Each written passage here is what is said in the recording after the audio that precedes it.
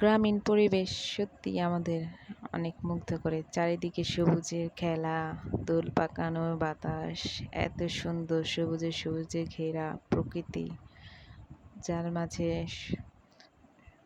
আলাদা একটা আভাস পাওয়া যায়। চারিদিকে কত চলে গেছিলাম শ্বশুরের দেশের বাড়ি। সেখানে গিয়ে অনেক কিছু দেখলাম। আসলে সচরাচর ওইভাবে যাওয়া হয় না কোথাও। যেহেতু আমি ঢাকার মেয়ে, গ্রামে কেউ নেই আরকি আমাদের। সবাই ঢাকাই আমাদের বাসা, জন্মস্থান। তো শ্বশুরবাড়ি গ্রামে মানিকগঞ্জ। তো সেখানে যাওয়া হয়েছিল। সৌভাগ্য হয়েছে যার কারণে ফার্স্ট টাইম গেছিলাম।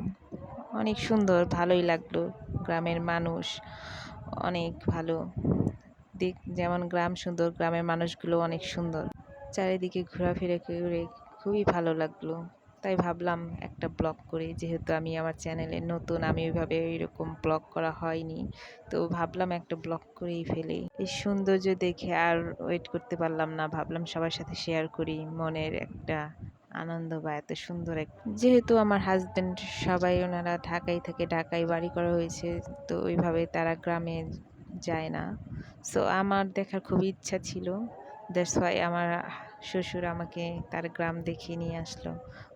খুবই মনোমুগ্ধকর জায়গা, খুবই ভালো লাগছিল। চারিদিকে এত সুন্দর, দেখেন কত সুন্দর গাছে আম, খুবই ভালো লাগছিল।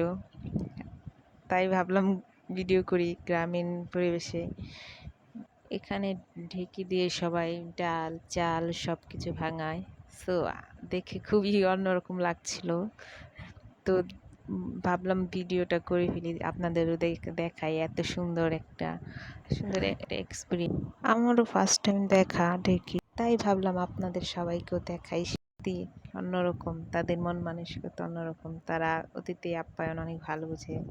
যাওয়ার পর অনেক ধরনের পিঠা তারা এইভাবে ঢেঁকি দিয়ে আমাদের চাল ভাঙিয়ে খাইয়েছে। এখানে আমার শাশুড়ি সাথে সাথে করছিল, সে ডাল ভাঙাচ্ছিল এইভাবে ঢেঁকি দিয়ে। তো ভাবলাম আপনাদের দেখাই, একটু শেয়ার করি, আপনারাও দেখবেন। অনেকেই তো এইভাবে আর কি, আমাদের যেহেতু ঢাকার সবাই এগুলা নাই, দেখে না। সো আমিও ভাই ফার্স্ট টাইম ঠিকই দেখলাম, খুবই ভালো লাগছিল। তাই ভাবলাম শেয়ার করি। এই যে এই নদী পার হয়েই আমার শ্বশুরবাড়ি যেতে হয়। তো এখান দিয়ে নদীতে গেলাম। তো খুবই ভালো লাগছিল, এত সুন্দর বাতাস, চারিদিকে এইরকম আভাস। তো দেখে খুবই খুশি লাগছিল, মনের ভিতরে একটা অন্যরকম প্রশান্তি কাজ করছিল। আমার ভিডিওটা কেমন লাগলো সবাই লাইক কমেন্ট করে জানান। আমার ওইভাবে নৌকায় জার্নি করা হয় না, তো এই ফার্স্ট টাইম এইরকম লং জার্নি করলাম নৌকা দিয়ে। খুবই অন্যরকম ফিলিংস হচ্ছিল, ভিতরে অনেক আনন্দ লাগছিল। মানে এই এলাকার লোক সবাই আর কি এইভাবে নৌকা দিয়ে সবসময় পার হয়। এই হলো স্ট্যান্ড, এইখান থেকে আমরা নৌকা উঠছিলাম। এখান থেকে আমরা সেই গ্রামে আর কি নৌকা দিয়ে আর কি গ্রামে গেছিলাম। খুবই সুন্দর জায়গা। আমি নতুন, সবাই আমাকে সাপোর্ট করবেন, আমার চ্যানেলটা সাবস্ক্রাইব করে রাখবেন, নতুন নতুন ভিডিও করার জন্য উৎসাহিত করবেন। Thanks everyone.